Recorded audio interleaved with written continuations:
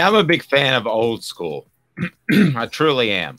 I'm a big fan of a lot of things that happened in college football back in the day. And I think that it's somewhat untouchable because you're not going to have the University of Tennessee up and move or the University of Georgia up and move to another market because there's a better deal there. A city's willing to give out a better deal.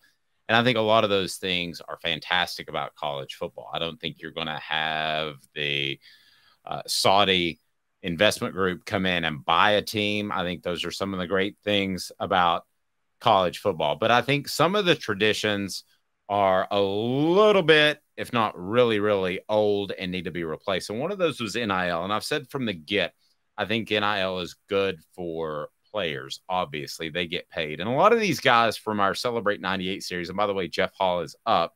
From our Celebrate 98 series, we've learned that those guys didn't have money. As far as the $100 handshakes and other people I talk to now that talk off the record, I mean, those just didn't happen as much as we used to think. Now, did Albert Means get what was it, $200,000 to go to Alabama? Yeah. Did Cam Newton probably get something? But that wasn't across the board. A lot of these guys were hurting for money. So NIL is huge in doing the right thing. But I also believe that it will usher in a golden era of college athletics. And I'm going to give my reasons why. But first, Joel Klatt, who, if you don't know, Joe Klatt, he played football for the University of Colorado, and he was a 3-year starter, and he now does a ton of work in the media and does a fantastic job. I like a lot of what he has to say. So let's get to his thoughts on the NIL and what it can do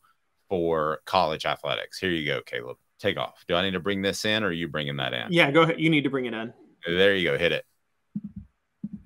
Next year, we're going to see the fruits of the NIL golden age.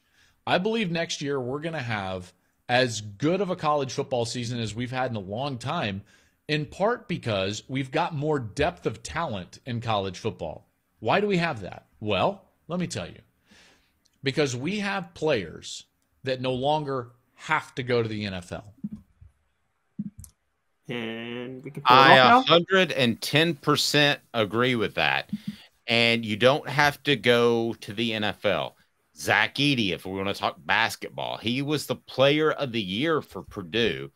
He is returning for the 2023-2024 season. Now, I don't know if there's a ton of money at Purdue to pay him, but there's enough to at least make it a decision. Jacob Warren, without NIL, is gone. Van Moose, he is not a part of Tennessee's football program anymore. I think you'll see guys stick a little bit longer. Now, I'm not talking about your first-round guys, and you're going to have guys that go off potential like Anthony Richardson. I get all that. But as a whole, I think the NIL will usher in a golden age of athletics. The easiest example for me to point to is not college football, though. Caleb, you like college basketball more than I do. I get frustrated that I don't know the starting five for Duke, North Carolina, Kentucky, like I used to. You're going to see more of that in college basketball where you're going to know the guys coming in. Hey, that Vince Carter's pretty good. I like going out of my way to watch him play. You really don't have that going in to each and every college basketball season.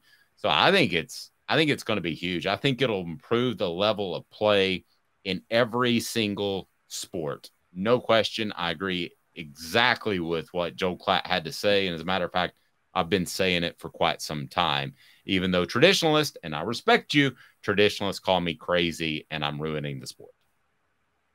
I'm totally on your side with this. I think that well, you better be because we're paying players.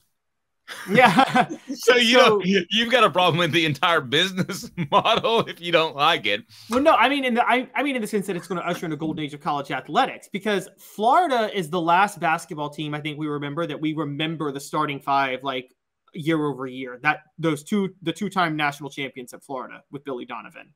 I mean, I can name it: Taron Green, Lee Humphrey, Corey Brewer, Joakim Noah, Al Horford.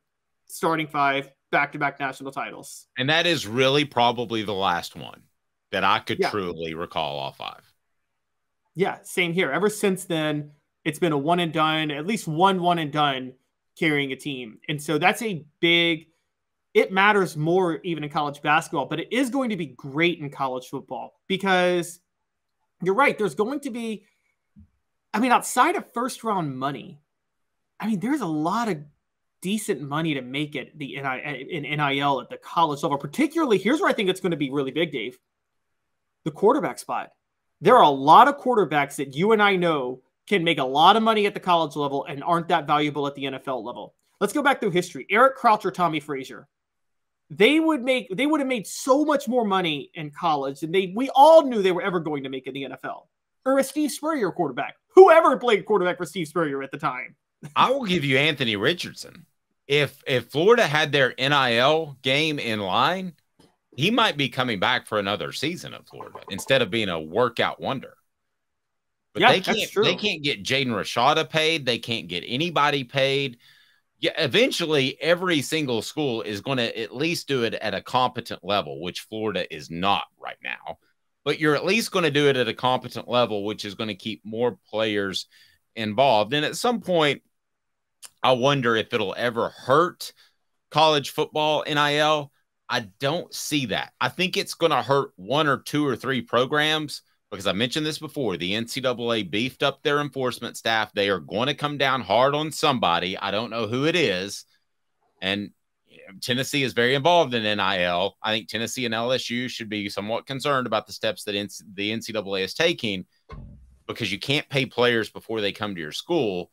You're not supposed to be able to do that, but there's this huge gray area.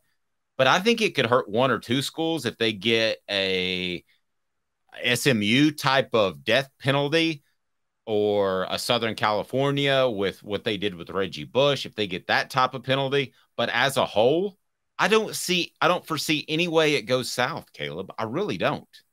I don't either. And for people that worry about competitive disadvantage, they're saying that like they were saying that like schools didn't have competitive disadvantages before NIL. I'm sorry, but Alabama always had a competitive advantage over Vanderbilt. NIL had nothing to do with that. And NIL doesn't change that. And honestly, there's a really good argument that NIL creates more parity in football only in the sense that location is still a big deal when it comes to recruiting. We've talked about it. Louisiana kids go to LSU. Georgia kids want to go to Georgia. Florida kids want to go to one of the Florida schools. Particularly South Florida kids want to go to Miami. Well, now NIL is not necessarily directly related to how deep your talent pool is in your home state. So all of a sudden, you got more competition, and there's a chance for more schools to get a piece of the pie. I think it's actually going to create more parity in college football rather than less. Okay, here's where it could go south for one group of people, and that's the Big Ten. There is not the same passion on the second-tier teams, and I don't want to get into a huge debate. I got ripped for something I didn't say on our YouTube channel. I said that Tennessee was every bit as good as Georgia talent-wise, which I never said. So I don't want to get into who is second-tier, but the second-tier teams in the SEC will have more support than the second-tier teams in the Big Ten. So if there is any one group of people, not individual schools, that should be a little concerned about the fast pace of NIL, I believe it's the Big Ten, because you already have a pretty big drop-off from Ohio State and Michigan to Penn State, and then an even more significant drop-off. If that becomes a 2-3 team conference each and every year, which is close to being already, that could be due to NIL. And then if I'm the Big Ten, I am concerned that it's a very top-heavy conference, which it is already. That'll never happen in the SEC. Because your second-tier teams, other than maybe Missouri because they're a horrible football program, but other than them, you are going to have the support financially to keep your players at home. We can debate who's second-tier. I don't really want to get into that, but you're going to have support at the Mississippi State levels. South Carolina, I know some people get mad if I call them second-tier. Fine, I'm going to say it. You're always going to have that support there. Ole Miss, second-tier. You're always going to have some amount of support there, not as much as Lane Kiffin wants. But, Caleb, you're always going to have that support there. I don't know that you could say the same in terms of actual financial numbers, that you could say the same about a lot of the Big Ten teams. As a matter of fact, I don't think you can, other than Ohio State, Michigan, and maybe Penn State. Okay, those are the top tier in terms of fan base, though. The second tier, there is, see, the Big Ten, there's a third tier. There is a second tier that can say that.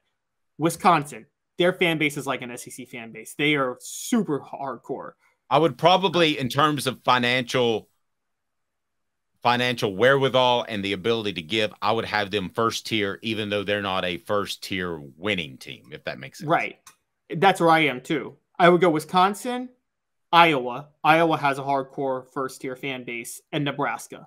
Those three schools are not first tier programs in terms of winning, but they're first tier in terms of their fan bases are incredibly hardcore and can compete with any SEC fan base and how loyal they are. Now, you're right.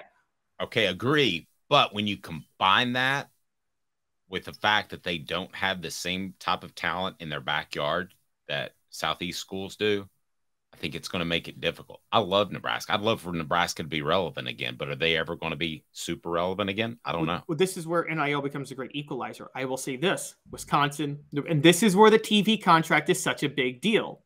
For at least the next 7 years, actually the next 10, because the SEC stuck in this deal with ESPN for 10 years. So the Big Ten is going to get 2 deals that are better than the SEC's deal before the SEC gets its next deal. I didn't mean to throw you off putting that comment up there, but that was the best comment of the day. So sorry. Oh my gosh. Oh Travis my says gosh. Iowa offered starting linemen 3 bushels of corn and a scarecrow to come back. 2 of them did. That's pretty good. By the way, throw you off. By the way, you can pay for hotels in Fayetteville of Tennessee. When Tennessee goes back to Arkansas, you can pay for them in chickens and pies. There you can. Okay. Long term. By the way, speaking of Iowa, though, okay, there's two things with this. First, and this is a big one, because of the TV contracts and the more money that the schools are going to be getting, boosters at those schools won't have to donate that much money to do anything within the school. They can spend all that money on NIL now and just buying players more than the SEC schools can. Okay, that's a big deal. And 2, those schools now have more money to hire the best coaches. You just saw Paul Chryst forced out at Wisconsin and Luke Fickell come in.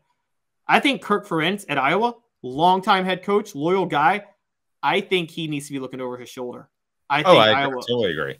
The days of having developmental coaches are over. The days of taking Johnny Appleseed, who was 6'2", 250 pounds in high school, and hoping he grows into a 300-pound offensive lineman, like Nebraska did with their walk-on program. Those days are over. You better go out and get the Cade Mazes of the world that walk in at 6'5", 330 pounds and are ready to play. I know they're not everywhere, but they are there.